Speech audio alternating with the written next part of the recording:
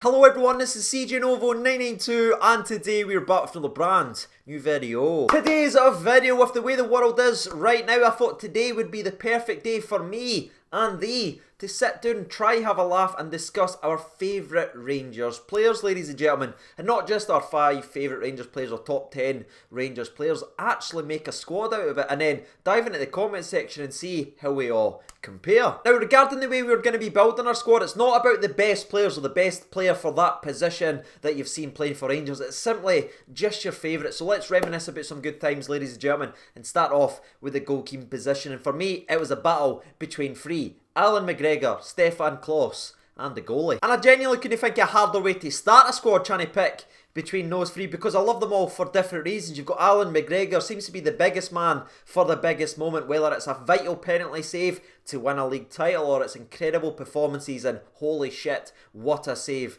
in European football. He's done it all at his time at Rangers. Stefan Klos, when I was growing up, was the goalie, flying about the place, and he was such a commanding leader in that back line, and for a short period of time it looked like nobody could get by him. And Andy Goran, what can I say that hasn't been said already about this absolutely frightening goalkeeper? I mean, if you're a goalie, right, and your nickname is the goalie, that tells you everything you need to know about the laddie. But if we're just taking a step back and you're just picking your favourites tags, for me personally, it has to be Alan Mcgregor. He's provided me with so many moments, so many highs. He's going to be my goalkeeper, so Shags is in. Right, moving over to the right back, and it doesn't get any easier from here. And once again, it's a battle between 3 of the right backs during their time at Rangers. The first one is Alan Hutton, the second one is James Tavernier, and the third and final one is the one and only Fernando Ricksen. And it's interesting to compare Alan Hutton to James Tavernier because Tavernier is literally called the Blue Cafu, but the man who was the Scottish Cafu before Tavernier was even at Rangers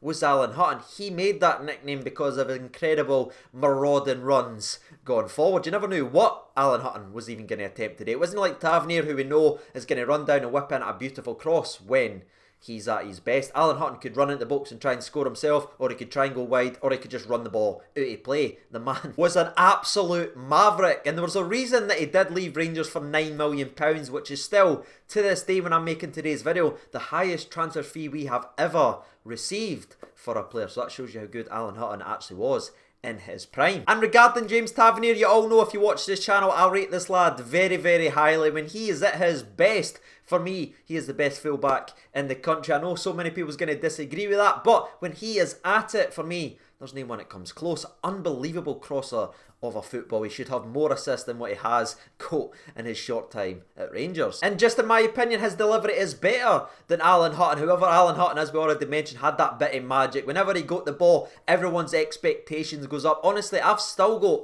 scar marks right here on the shoulder because every time Alan Hutton got the ball, my dad would start tapping me on the shoulder and go, here we go, something's going to happen. Genuinely, I feel nothing there. Scar tissue. So Alan Hutton for me is winning that battle between Tavernier. However, when we match him up against Fernando Ricksen, for me this is a very, very difficult choice because arguably Ricksen's best time at Rangers and when he was at his best was when he wasn't at right back and he was at the centre of the park. However, there is just so many memories of Ricksen playing at right back that he has to be a part of this discussion. One of them is just built in, just gone to the games with the Algin.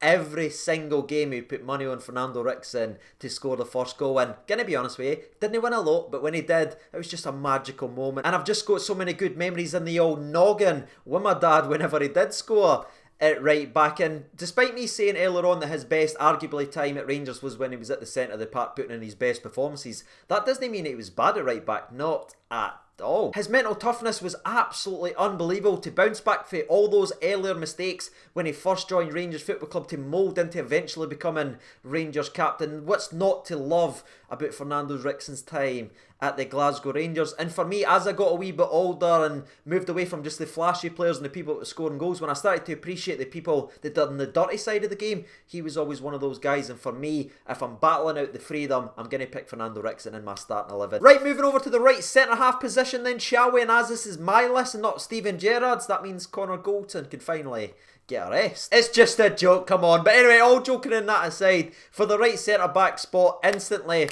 I think of my man, Amoruso. Talk about fan favourites, this man has to be right up there, especially when he was at the peak of his powers. Everything you could ever want from a centre half. He's big, he's powerful, but he had that swagger and he had that mentality. You're not going to beat me, and I'm going to beat you. And I know I've talked about this before on the channel, but one of my main memories of Amoruso is that goal versus Aberdeen. When he had the ball, he kept going further forward, and my dad was absolutely screaming in my ear, pass it you. Pass it! By the time my dad tried to shout pass it for a fourth time, the ball was absolutely scream-dreamed right into the top breadbasket, and all you heard was, "Oh, what a goals, Amo, love it!" But yeah, definitely one of those players that when you think about it, always puts a smile on my face, so he's making it into my favourite Rangers player 11. Now, the second centre-half was interesting as well, because you've heard me speak about Craig Muir. I was a very, very big fan of Craig Muir. Wasn't he as vocal or as extravagant as Amoruso, but for me, he was always a solid 7 out of 10, and he always gave his all whenever he played for Rangers. And you had Davy Weir as well, who was absolutely excellent, and he was an important anchor in that team that won things under Walter Smith. But again, this one was an easy choice for me. The two centre-halves I always think about is Amoruso and Mcgregor. That's it. And it just had to be him because he put the fun in football and he just made it exciting to watch. You know how we get the fear now when Katic or Edmondson or Hollander or Goldson has the ball at their feet. You know how we get that fear?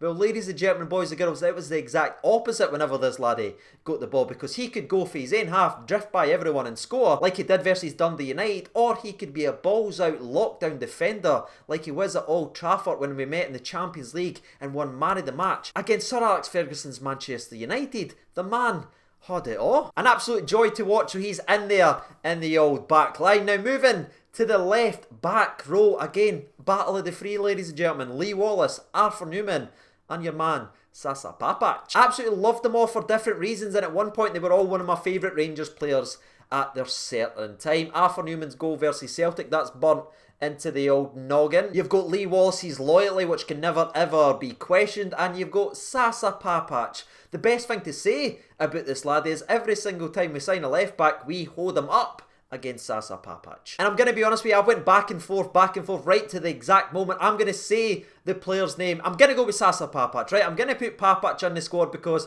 I'm looking at my centre-halves. They are very, very attacking. So I'm going to need Sasa Papac's defending, cool, calm, 7 out of 10 every single week in that back line. Plus, he pocketed Messi when Rangers played Barcelona and only allowed Messi out his pocket when he was slapping a wee leash round the wee guy's neck and took him for a wee walk down the line. Right, with my defence out the way, we now move forward into the midfield, and as always, we are playing a cheeky little 4-4-2. So we're moving over to the right wing spot because this laddie was very, very important to me growing up, and he was my favourite Rangers player at that time. His pace and his skill and his ability to beat a man just absolutely amazed a very, very young Sage Novo 92, and it's of course Mr. Rod Wallace. Now I know he didn't always play right wing for Rangers. In fact, he spent the majority of his time playing up top for Rangers, but the majority of his career was at right wing, so let me just be happy and have him in the squad. But as we've already mentioned, his pace was absolutely electrifying, and when I was a young laddie, I used to call him Flash because obviously the comic book character Flash, if you've seen him in the movies and TV shows, he was like that to me. He's like, doom,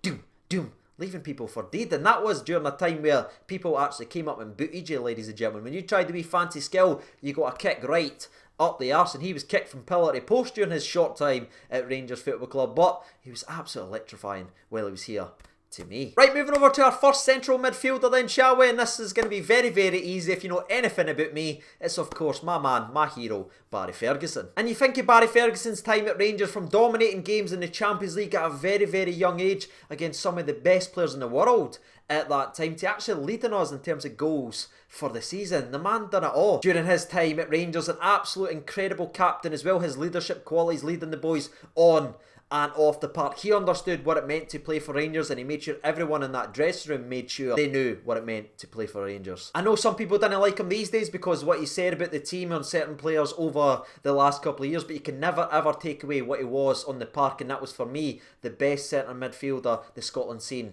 in about the last 25 years. Now the next midfielder we are going to be talking about is actually going to be the second player that currently plays for the team right now to make it into the old list. Alan McGregor was one. Can you guess who number 2 is? And by the way, it's not going to be Stephen Davis, and I know I'm going to get absolutely slaughtered for saying that, but again, this is just my favourite list, and my favourite player right now, as you know, is Ryan frickin' Jack. So the big man he's in the squad. Right, moving over to the left wing spot, and this one's going to be mega short and mega sweet because it's my joint favourite Rangers player of all time. Up there beside Barry Ferguson is your man, Peter Livenkrantz. Yep, ladies and gentlemen, when I was moving into my house that I just bought, that was the first thing I packed. I've had that since I was a young lad when he signed that for me, and it's never ever leaving the side. I didn't even have a video player anymore, lads. I can't even watch it, but it stays with me, alright? That's how much it means to me to this day. Everything I said earlier on in today's video about Rod Wallace's pace, well, Livenkrantz took that and he continued that trend, and I just absolutely loved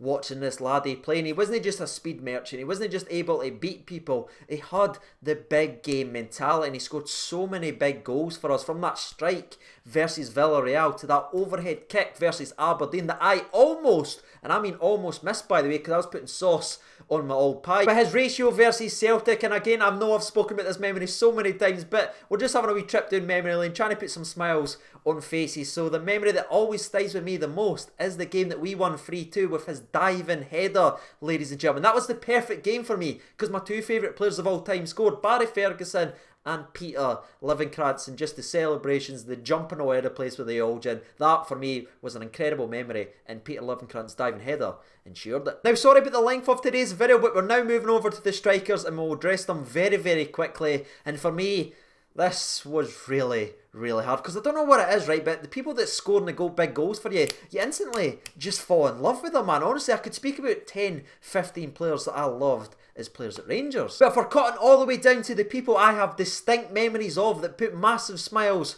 on my face, I'm going to have to speak about the first player, and that is none other than Michael Moles. This is what my face looked like when I first seen Michael Moles play.